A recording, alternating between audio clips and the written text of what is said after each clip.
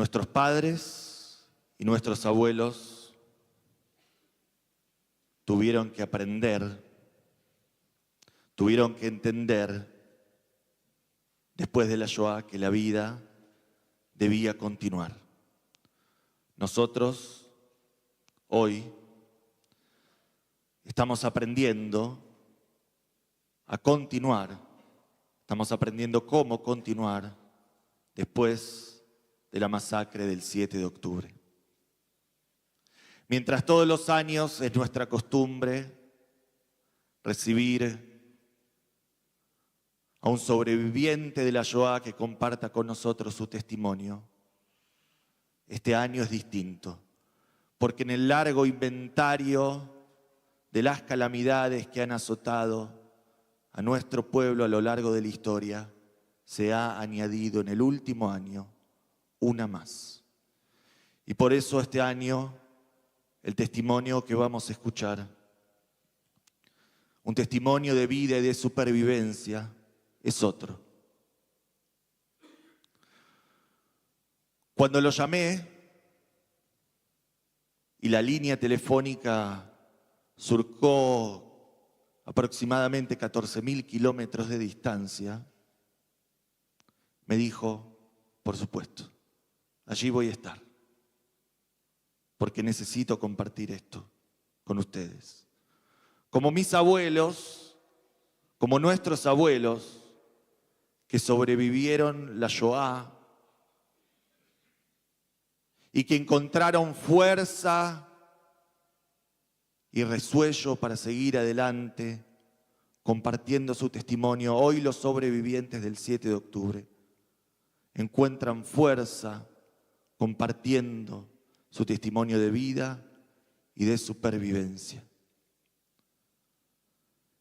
Mi querido amigo Pato Rochman, sobreviviente de la masacre del 7 de octubre en Kibutz Nirim, no vino a la Argentina a visitar a su familia, no vino a la Argentina por solaz ni por disfrute, no vino a la Argentina a visitar amigos, vino a la Argentina a contarnos lo que sucedió para que la historia no vuelva a repetirse nunca más. Pato querido, te agradecemos con gratitud genuina y sincera que estés con nosotros acá, que hayas dejado a tu familia en medio de las circunstancias que vive Israel hoy, te hayas acercado a compartir con nosotros tu testimonio.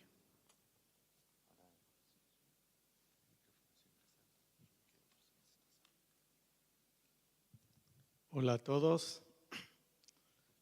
Shalom. Primero que nada, antes de empezar a leer mi testimonio, me uno justamente a las palabras de Jordan, que estamos todos, los que sobrevivimos, aprendiendo al nuevo título de sobreviviente del 7 de octubre. Perdón, la emoción es muy grande. Hola a todos, mi nombre es Guillermo Rochman, Pato. Como a los 4 años recibí en Tucumán el apodo. Nací en Tucumán en el año 1978, crecí en el seno de una familia sionista, me eduqué en el marco de la Keilah Masortí de Tucumán y los movimientos juveniles, Abonim Dror. En el año 1998 desembarqué en Israel, más precisamente en el Kibutz Netiv Alamedei, junto a mi Garin Aliyah de la Tnua Abonim Dror.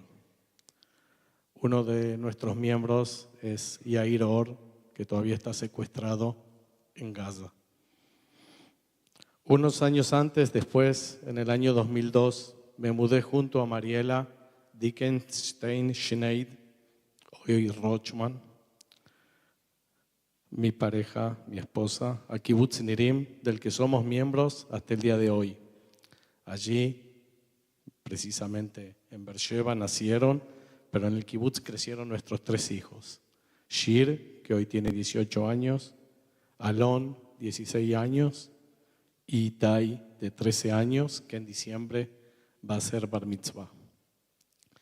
Como saben, nuestro kibutz fue uno de los más afectados durante la masacre del 7 de octubre, ya que se encuentra a nada menos que 2 kilómetros de la Franja de Gaza. Ese día nos despertaron las sirenas a las 6:30 y, como de costumbre, corrimos inmediatamente al cuarto de seguridad que sirve como refugio dentro de nuestras casas. Eran apenas las 6:30 de la mañana, pero a pesar de la sorpresa y el estupor, nos dimos cuenta de que esta vez algo distinto estaba ocurriendo. Para que se den una idea, no solo el kibutz está cerca de la Franja de Gaza, sino que mi casa precisamente es la más cercana a la cerca del kibutz en dirección a la Franja de Gaza. Estamos acostumbrados al estruendo de los disparos de misiles del Hamas, pero la intensidad de los lanzamientos y los ruidos de esa mañana era algo impresionante. Los cohetes salían uno tras otro sin pausas. No deben haber pasado más de 5 minutos y al rugido de los misiles se le añadieron otros ruidos, algo inesperado. Eran ruidos de disparos que sonaban como lejanos al principio. En ese momento entendí que lo que antes era una intuición o acaso un temor era cierto. Estábamos en una situación completamente distinta de riesgo inminente. Aunque casi para quienes viven en la Argentina suene algo chocante, quienes servimos en el servicio de ejército israelí o en las Kitot Konenut de los kibutzim y permanecemos de algún modo ligados a él, solemos portar armas reglamentarias obviamente para utilizar como defensa en caso de emergencia. La mañana anterior yo había vuelto de un viaje de negocios, de trabajo en España y no llegué a solicitar mi arma de regreso. No quedaba otra alternativa sino refugiarse en la casa y apelar a lo que fuera para protegerse. Les indiqué inmediatamente a Mariela y a los chicos que se mantengan en absoluto silencio y apaguen celulares, luces y el aire acondicionado en el refugio. Le pedí que se tiraran al suelo y que se pusieran boca abajo, en silencio y mantenerse lo más tranquilo posible. Mientras tanto, los disparos se iban acercando cada vez más a nuestra casa y a la ventana blindada del refugio. Yo atiné a sostener el picaporte de la puerta en caso de que quisieran forzarla. Por algún motivo que no comprendí en ese momento, mi instinto me llevó a sostener el picaporte con una sola mano. Luego entendí por qué. Porque si disparaban contra el picaporte y me herían una mano, me quedaba la otra mano para sostener la cerradura. Lo único que me importaba en ese momento era ganar cada segundo más de vida y proteger a los míos. A medida que pasaban los minutos y a pesar del frenesí del momento, los pensamientos se fueron asentando y entendimos que los terroristas del Hamas habían invadido el kibutz. Ahora no solo se escuchaban disparos, sino los gritos ensordecedores en árabe. Las voces iban de casa en casa. Los vidrios estallaban alrededor. Los disparos no se detenían. De pronto escuché como un ruido de una mecha que se consumía. Pasaron muy pocos segundos y una fuerte explosión sacudió toda la casa. 2 granadas habían explotado dentro de mi casa. Una en el living y otra en un pasillo cerca del refugio. Los gritos no se detuvieron, los disparos tampoco. Así transcurrieron varios minutos. En esos momentos, distintas emociones te invaden y te inundan por completo. El pánico, el miedo, la impotencia y la desesperación. Mientras tus seres queridos, los más preciados que tenés en la vida, tirados en el suelo, muertos de miedo. Sentís temblar y llorar a cada uno de ellos, pero en silencio. El corazón te late a ritmos desorbitados, como si te estuviera a punto de salir por la boca, de explotar. La mente corre a una velocidad que no sabía que existía. Toda tu vida se te pasa por la cabeza en una milésima de segundos. Uno de los instantes más escalofriantes que pasé, quizás de los más duros que experimenté en toda mi vida, fue mientras sostenía el picaporte, ¿en qué idioma despedirme de mis hijos? ¿Les diría adiós o los amo en español antes que me maten o en hebreo? אני אוהב אתכם. Una sensación como de viento helado te recorre por todo el cuerpo. Intentaba hacer trabajos de respiración para mantenerme lo más tranquilo posible, para enfocar mis fuerzas físicas y mentales en un solo objetivo: sobrevivir y proteger a los míos. Fueron los minutos más crueles, duros y largos de toda mi vida. Aún sigo tratando estas sensaciones y estos pensamientos en mis sesiones de terapia. Sí, no queda otra, todos tenemos que hacer terapia. Tuve que comenzar terapia porque no cargo con un estrés postraumático. No hay todavía un postrauma, como yo le digo a mucha gente en Israel. Los sobrevivientes del 7 de octubre todavía cargamos con el trauma en carne viva, porque nada terminó. Vuelvo al relato, perdón. Durante el transcurso del día, los terroristas volvieron a la zona de casa y siguieron disparando. Escuchamos cómo entraban a distintas casas, saqueaban, asesinaban y raptaban a gente del kibutz. 11 horas estuvimos dentro del refugio.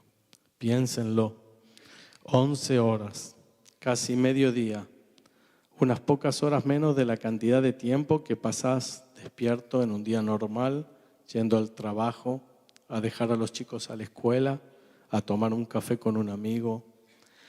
11 horas hacinados en un cuarto, en absoluto silencio, completamente aterrorizados, sin poder movernos de allí, sin electricidad, con mucho calor, sed y un poco de hambre. Solo entonces el ejército nos pudo rescatar de casa y llevarnos al almohadón del kibutz o la sala central del kibutz. Ahí pude agarrar mi equipamiento del ejército y salir junto a los soldados y el equipo de defensa del kibutz, la Kitat Konenut,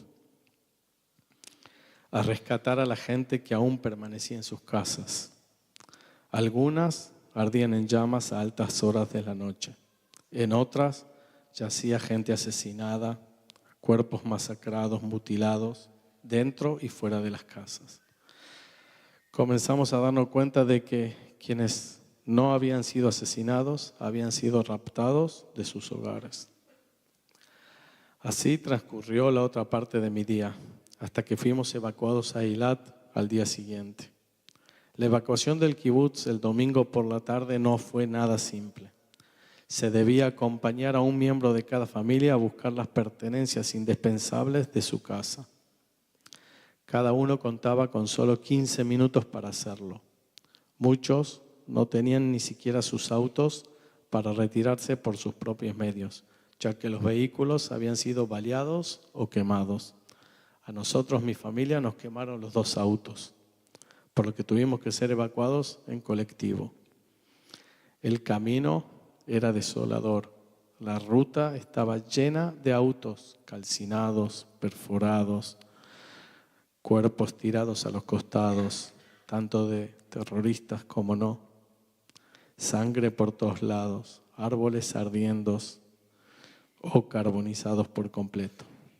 Así, en cuestión de horas, el lugar que amamos, construimos con nuestras propias manos, Nuestro propio hogar, se transformó en una batalla, en un campo de batalla. Primero fuimos conducidos a Beersheba. El viaje, en circunstancias normales, nos lleva más de 40 minutos. Esta vez el trayecto se hizo interminable. Había que desviarse de zonas peligrosas y alejarse de ciertos lugares en los que se creía que todavía había terroristas escondidos al acecho o peligro de ser interceptado por misiles lanzados desde Gaza. Nos tomó casi 2 horas en llegar a Beersheba. Yo estaba parado al lado del chofer con todo el equipo, en alerta, con el arma. Cuando bajé del colectivo en Beersheba me di verdaderamente cuenta de lo que había sucedido. Recuerdo el encuentro con mi papá y mi hermano mayor, que nos esperaban allí. Nos fundimos en un abrazo interminable, dejando caer un poco la tensión del drama al que nos vimos sometidos. Fui al oír su llanto desgarrador cuando entendí que éramos sobrevivientes de una masacre. Viajamos a Eilat con el auto de mi papá, ya que yo no tenía auto, pero de ese tramo del viaje no me acuerdo absolutamente nada. Por algún motivo lo borré de mi memoria.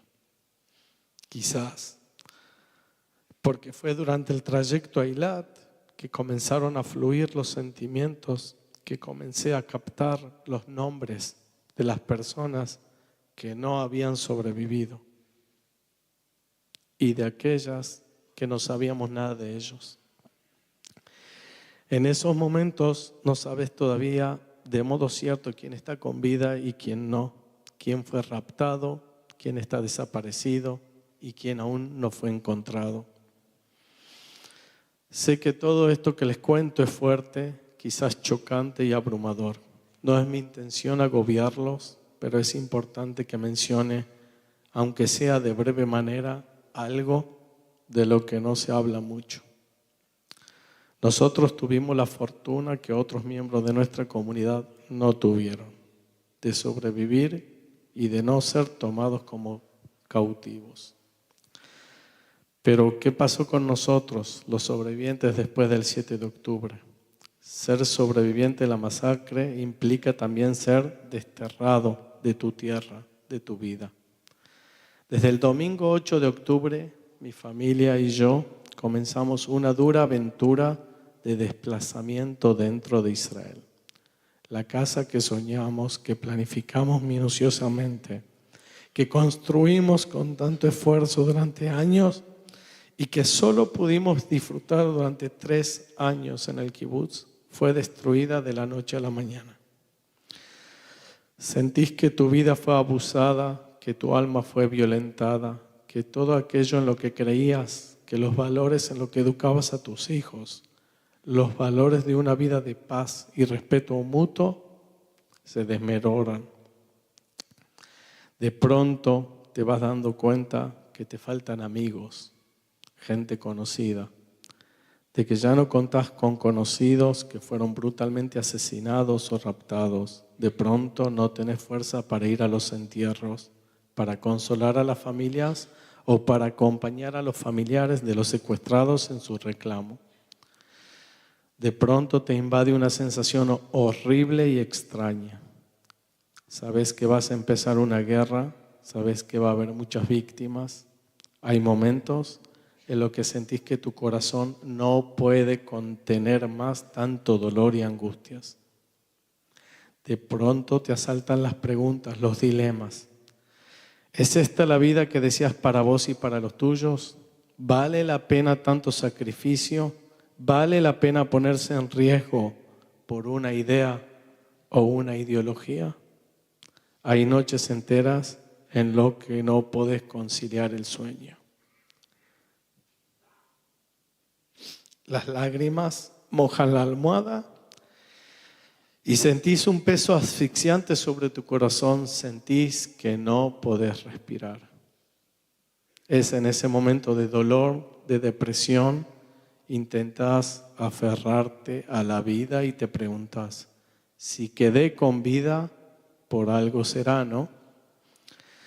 Después de 4 meses de permanecer enlistado en el servicio de reserva, decidí solicitar mi retiro momentáneo para poder estar cerca de mi familia, luego de todo lo que pasamos. Junto a la mayor parte de la comunidad de nuestro kibutz Nirim, nos mudamos a la ciudad de Beersheba, después de 4 meses de dejar la ciudad de Eilat, en un hotel. Intentamos empezar de nuevo con terapia, con ayuda, rodeado de una neurosis colectiva, de un estado de guerra total.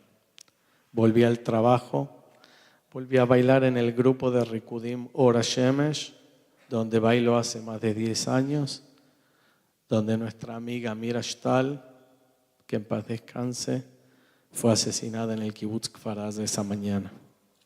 En el último Shavuot dedicamos un baile en su memoria. Mis compañeros también lo bailaron antes de ayer en el acto central de Shara Negev en memoria de Mira. Coordiné y dirigí junto al grupo de Juntos por Israel el proyecto Ahim, un grupo de adolescentes de mi kibutz, 16 chicos, entre ellos mis hijos Alon, viajaron a la Argentina el último mes de agosto para hacer un intercambio con jóvenes de la comunidad judía de Buenos Aires. Fue la posibilidad de mostrarle a estos chicos, a estos jóvenes, que a pesar de haber vivido tanto horror y dolor y cada uno de ellos perder a amigos del colegio, que en la vida hay muchas cosas lindas y positivas que nos brindan una ventana de esperanza. Próximamente empezamos a trabajar conjuntos por Israel por el proyecto Ahim 2, para darles la oportunidad a otros jóvenes de nuestra zona de vivir este hermoso viaje. Quiero agradecerles a todos ustedes y a la comisión de la comunidad de Betel por invitarme, por darme la posibilidad de compartir con ustedes este testimonio, por permitir abrir mi corazón y traerle la historia de mi vida, de mi familia, como la del pueblo judío, apuesta al futuro con esperanza y deseo de paz. Ruego junto a ustedes que los secuestrados con vida regresen ayer, hoy, ya, a sus hogares, y aquellos que ya no estén con vida podamos devolverlo a Kburá, Kedushá de Israel, a que sean enterrados en Israel. Ruego por la pronta recuperación de todos los heridos, por los Hayalim, obviamente, que vuelvan a su casa en paz. Ruego porque todo lo que hemos sido desplazados de nuestras casas, de nuestros hogares, podamos volver prontamente. Cada una de las personas que murió era un mundo entero, que no fue brutalmente arrebatado, que no fue, brutalmente arrebatado. Pero al mismo tiempo nos dejaron un legado, seguir adelante, honrar y nunca olvidar. Como dice en el Atikva, Od lo avda tikvateinu, aún no perdimos la esperanza. Am Israel Chai Bekayam, muchas gracias en nombre mío y de mi familia.